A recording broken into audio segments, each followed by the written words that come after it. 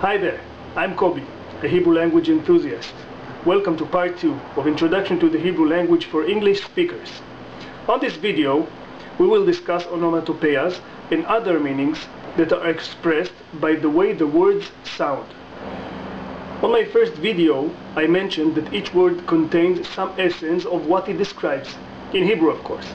On this video, I'll demonstrate how the music within the words sometimes projects on the meaning or essence. In order to understand this video, no previous knowledge is necessary whatsoever. You don't need to know Hebrew at all. But watching the previous video is highly recommended and might help you. Okay, let's start. The word wheel in English is galgal in Hebrew, as you can see. Note that the same syllable is repeated twice as shown in the slide. This is in order to demonstrate continuity or repetition. The shape of the wheel has no beginning and no end. The two identical syllables indicate that the functionality of a wheel is to roll. In general, two similar syllables might imply to the essence of the object or action they describe, which is mostly done repeatedly. This duplication does not have to be exactly the same. The similarity is in the spelling and or pronunciation. Now a short reminder. A root is the basic grammar unit that describes a simple verb or noun, mostly a three-letter word. You can view the first video in order to understand better what a root means. The duplication we discussed is originated in the root itself, which is, in these cases, a four-letter root, not the common three. Therefore, whether the word describes a noun or verb, the essence of a repeated or continuous action is kept. For example, you can now see the word galgal as a root, okay, a four-letter root, and the verb is legalgel, to cause something to turn. The pronunciation of the two syllables is very similar, but don't have to be exactly the same. Now, let's see some examples. Let's look at the root tiate, T-A-T-A in English.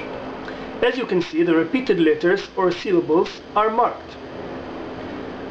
Now, if you are familiar with the broom, you know that sweeping the floor is a repeated action. The object matate, broom, is used for letate, sweeping the floor.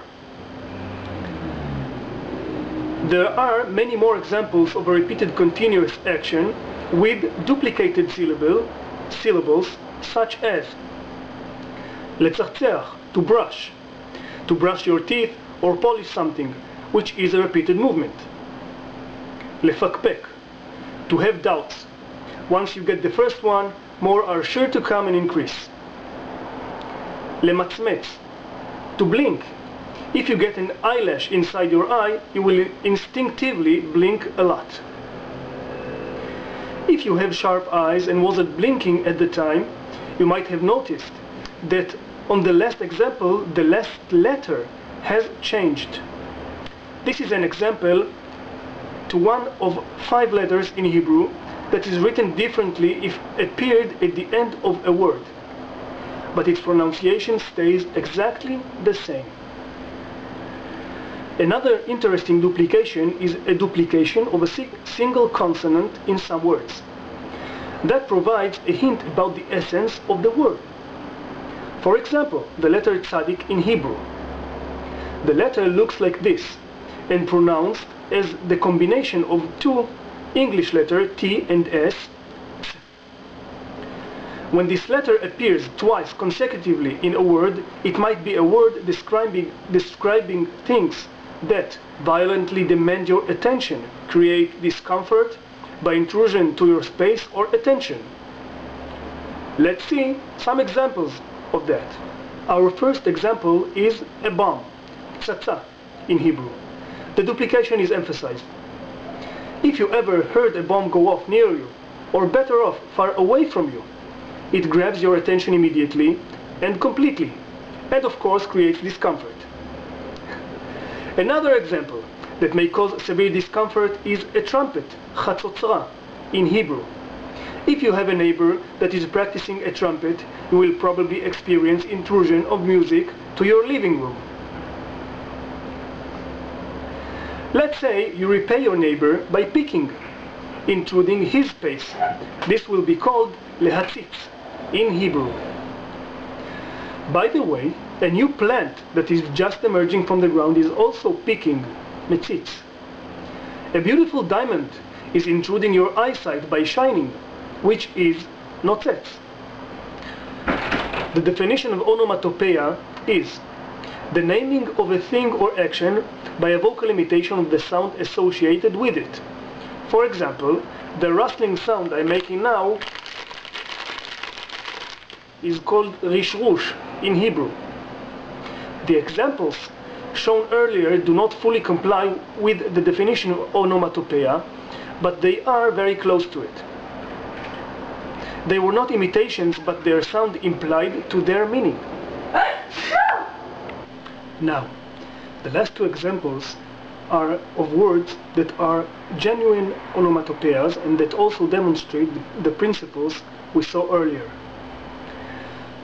The first one describes the crowing of a chicken or croaking of a frog, which are onomatopoeias in English as well. In Hebrew it is lekarker, and the sound of it is similar to the crowing or croaking. Pay attention to the emphasized duplication of syllables, implying that the croaking or crowing is a continuous action, which it actually is. Another example is the word pkak. On this word we see the duplication of a single letter. Before explaining the meaning, try to say this word in your head a few times, or even with your own voice. Try to figure out the notion it creates. Pkak.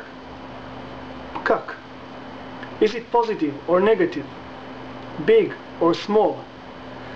Represents motion or immobility. If you imagine something stuck or stopped, you are right. Pkak has two meanings. It can mean a cork or plug, and it can also mean a traffic jam. As you see, the meaning of pkak is also demonstrated from how the word sounds. The letter duplication also emphasizes the notion that something has come to a stop, as much as this video. Thank you for watching. Feel free to comment, rate, and recommend this video to your friends. Stay safe and happy. Bye bye.